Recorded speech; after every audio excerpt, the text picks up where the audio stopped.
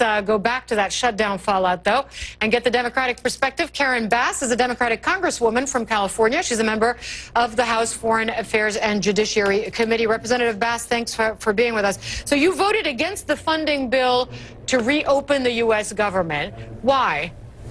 Well, for several reasons. First of all, what was not in the bill, which means it's essentially a cut, was community health clinics. So it is wonderful that the Children's Health Insurance Program was funded, but where are the children going to go? In my district, for example, 6 to 7 clinics will have to shut down because of the lack of funding. And of course, because there was no deal for the Dreamers, that is certainly a huge issue in California. So there were many reasons why many of us were dissatisfied. I do hope it can get worked out in these next few days, but we'll see.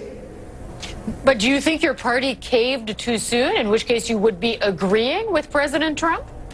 Well, I don't think the Democrats caved, no. I think the Democrats acted responsibly. I do think it's very important to note that the Republicans control the 3 branches of government, the White House, the Senate, and the House of Representatives, and it is really their responsibility to not do a continuing resolution, but to do a comprehensive budget proposal, which we've not had for a number of years. And so this creates tremendous difficulties in a lot of different areas of the government when they have to lurch from continuing resolution to continuing resolution, never having any stability in their funding. But why use the government shutdown as a strategy in the first place? It's terribly unpopular with Americans.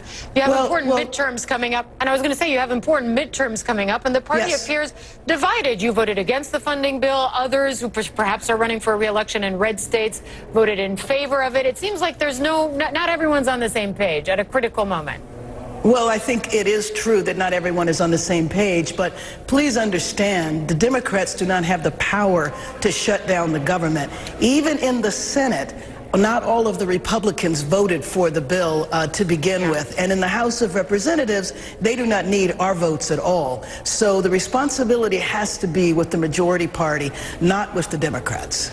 Well, they can withhold their support for a funding bill that needs more than 50 votes. Right, exactly. So they do have some level of power. Right. The minority does have some level of authority in the Senate. That is not true in the House, which is where I am a member.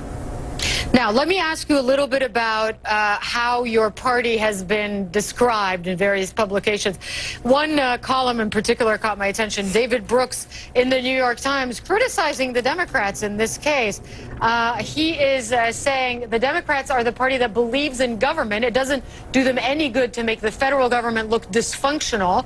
The Democrats are trying to defend a bunch of seats in red states. This immigration Uber alles strategy was never going to play well there. Democrats, when you lose a negotiation to a president who doesn't know his own position, you've really impressed me.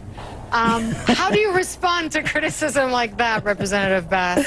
Oh, well, you know, I do have to say that amongst the Democratic base was very, very strong in feeling as though we needed to come up with a solution for the Dreamers. We also needed to fund the community health clinics and the hospitals that serve the poor population.